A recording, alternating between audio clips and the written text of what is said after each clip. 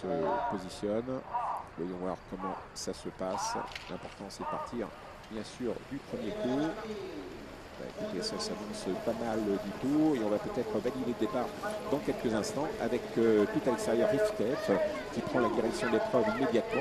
Rifkep numéro 3 qui est au commandement. En deuxième position, nous avons le numéro 1, c'est Ravgandjit qui va très très vite. Pas loin se retrouve le Sun de Banville, le favori qui est dans le groupe de tête. On est bien sûr parti très lentement, 50 mètres avec Obeliscus qui est très très loin. Rambo Jet est très loin également. Ce sera très dur. De même qu'à l'arrière, Eric Lorbers avec Outsider de Cassis qui est un petit peu trop loin pour revenir pour l'instant. Le premier tournant avec Jean-Pierre Lecourt au commandement, avec le numéro 1 Ravgandjit. En deuxième position Rifkep, un des atouts de Jean-Michel Bazir avec Alexandre Arbivard qui prend la direction de l'épreuve et qui ramène un peu dans son sillage Sun de Banville. Voilà Rifkep qui va prendre tête et corde, que va faire Jean-Michel Bazir, peut-être un petit relais dans quelques instants. Alors que se passe-t-il à l'arrière-garde? On voit que le numéro 8 se retrouve loin. Il s'agit de Pronostic de Neige qui n'a pas apprécié les premiers mètres. Obeliscus semble déjà battu. On voit également Outsider de Cassis très très loin.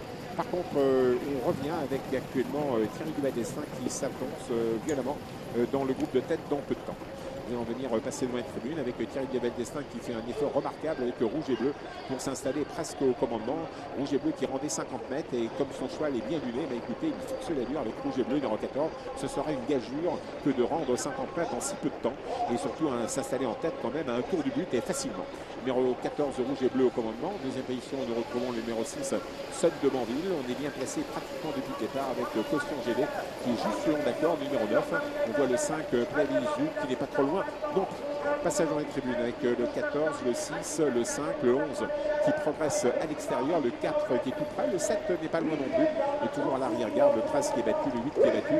Rambo Jet aura bien du mal à revenir en numéro 16, de même que le numéro 15, Outsider de Cassis. Toujours Rouge et Bleu qui a pris plusieurs longueurs d'avance, le numéro 14, Thierry Duvadestin qui fait merveille. En deuxième position, Sun de Banville, les deux favoris vont sans doute lutter pour la victoire. Est-ce qu'il va pouvoir résister au retour de Sun de Banville? C'est là toute la question en ce qui concerne Rouge et Bleu. Voilà, Rouge et Bleu qui est toujours en tête. En deuxième position, Sun de Banville avec sa lisse en tête blanche pratiquement dans son sillage. Qui peut revenir ensuite? Rose Lumetz tente un effort pour revenir aux côtés de Caution GD. On va comme ça vers le dernier tournant avec un bel effort à l'extérieur du numéro 4. Il s'agit de Ruby de Morchy qui se rapproche très très vite. Ruby de Morchy vient talonner Rouge et Bleu pour aborder le dernier tournant. Puis on se rapproche également avec Rose Lumetz qui vient prendre place avec David de Charbonnel. En ligne droite, toujours sur la conduite de Rouge et Bleu. En deuxième position, Ruby de Morchy. Rose Lumetz qui se rapproche à l'extérieur. C'est le Pibou qui s'est rapproché. Caution GD qui est très sollicité. Quant à Jean-Michel Bazir, il est dans la boîte actuellement, tenu au chaud d'ailleurs par son partenaire, car Thierry Duvadestin sait que Jean-Michel Bazir est dans son dos et le laisse dans la boîte.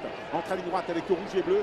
Sun de Banville en deuxième position. On vient à l'extérieur avec Ruby de Morchy. On revient avec Rose Lumetz également. Rifkep et tout à l'extérieur. La phase finale avec Sun de Banville qui va s'infiltrer et qui va sans doute peut-être tenter de gagner, mais c'est dur car Rouge et Bleu repart le plus bel et puis on finit avec Carlos qui va être très menaçant tout à l'extérieur. Rouge et Bleu en compagnie de Ruby de Morchy. Rouge et Bleu, Ruby de Morchy sur le poteau devant Rouge et Bleu. Carlos est troisième.